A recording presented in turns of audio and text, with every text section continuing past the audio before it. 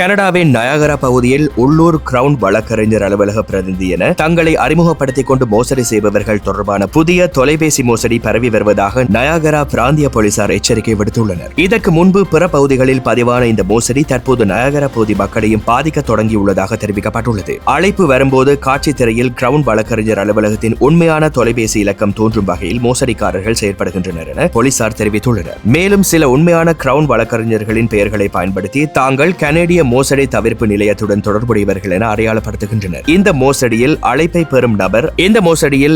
பெறும் நபர் அடையாள திருட்டு சம்பவத்திற்கு இரையாகியுள்ளார் என கூறி அரசு அங்கீகரித்த ஏடிஎம் இயந்திரங்கள் மூலம் பணம் செலுத்துமாறு உத்தரவிடப்பட்டுள்ளதாக போலீசார் தெரிவித்துள்ளனர். ஆனால் அவை உண்மையான பிட்காயின் இயந்திரங்களாகும் என போலீசார் எச்சரித்துள்ளனர். இந்த இயந்திரங்களில் பணம் செலுத்தப்பட்டவுடன் அந்த தொகையை மீட்டெடுப்பது மிகவும் கடினம், சில சமயங்களில் முற்றிலும் சாத்தியமற்றதாகும் எனவும் குறிப்பிடப்பட்டுள்ளது. கிரவுன் அலுவலகம் அல்லது கனேடிய மோசடி தவிர்ப்பு நிறுவனம் என்பன எந்தவித பண பரிவர்த்தனைகளையும் மேற்கொள்ளுமாறு தனிநபர்களை தொடர்பு கொள்வது கிடையாது என போலீசார் தெளிவுபடுத்தியுள்ளனர். அறியப்படாத அல்லது எதிர்பாராத நபர்களிடமிருந்து வரும் தொலைபேசி அழைப்புகள், குறுஞ்செய்திகள் அல்லது மின்னஞ்சல்களை பெறும்போது மிகுந்த எச்சரிக்கையுடன் இருக்குமாறு பொதுமக்களுக்கு அறிவுறுத்தப்பட்டுள்ளமை குறிப்பிடத்தக்கது.